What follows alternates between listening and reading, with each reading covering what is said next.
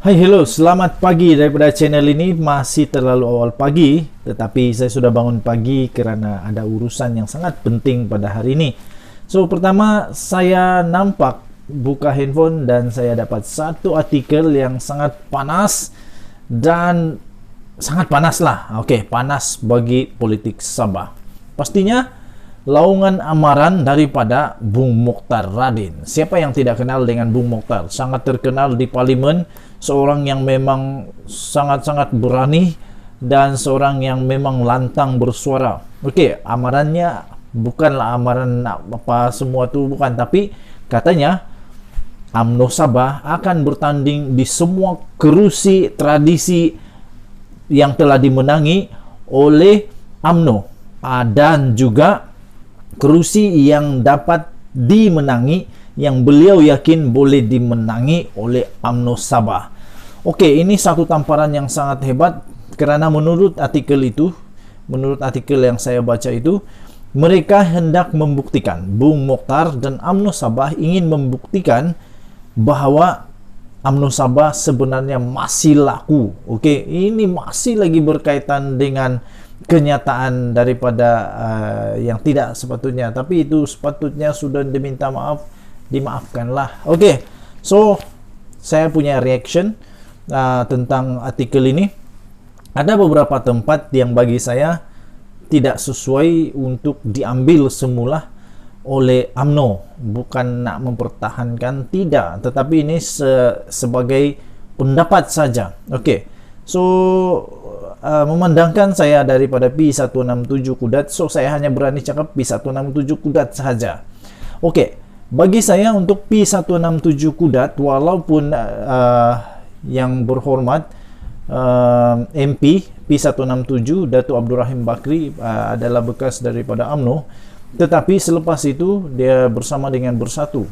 Jadi untuk UMNO bersama-sama mengambil semula kerusi tradisi ini yang telah dimenangi oleh Datuk Abdul Rahim Bakri, bagi saya tidak adil untuk P167 kerana kami, bukan saya saja, kerana kami di daerah Pitas ini terutamanya dan juga di P167 memang sudah suka dengan Datuk Abdul Rahim Bakri.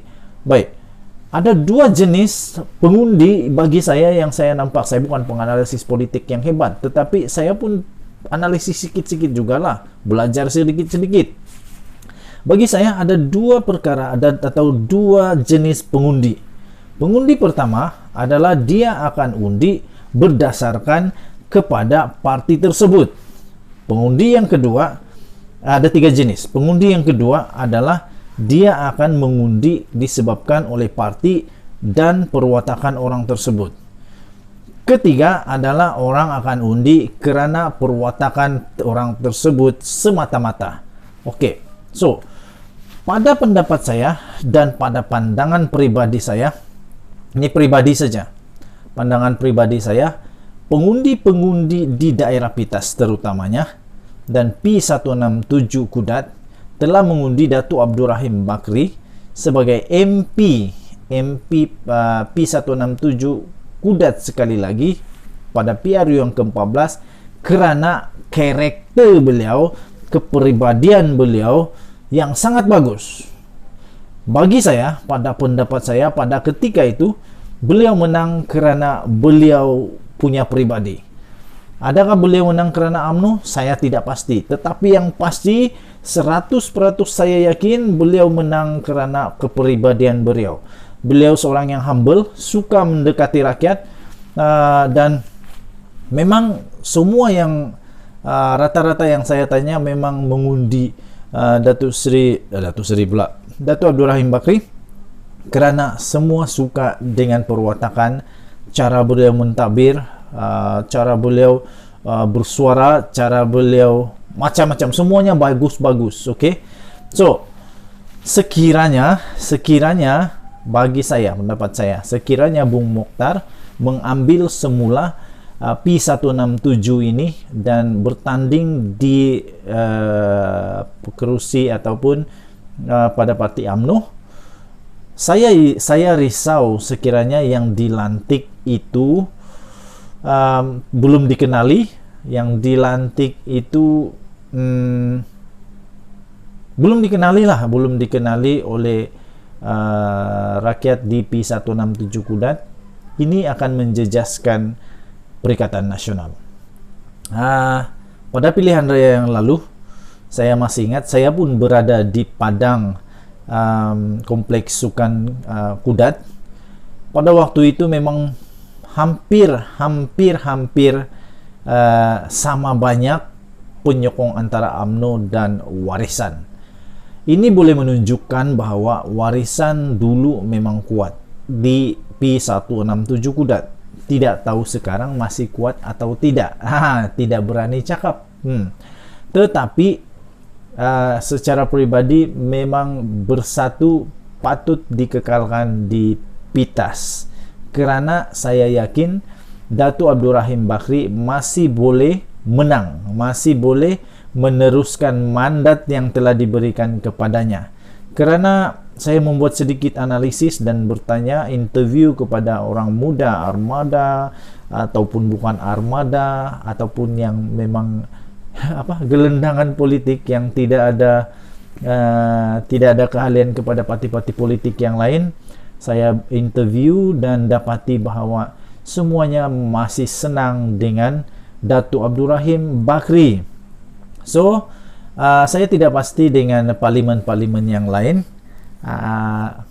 Boleh cuba siasat, tetapi saya hanya berani cakap untuk P167 Kudat kerana saya berada di sini. Okey. So, kalau orang cakap saya ini penyokong Bersatu, mungkin tidak juga mengaku, mungkin itu undi rahsia, kan? Undi rahsia.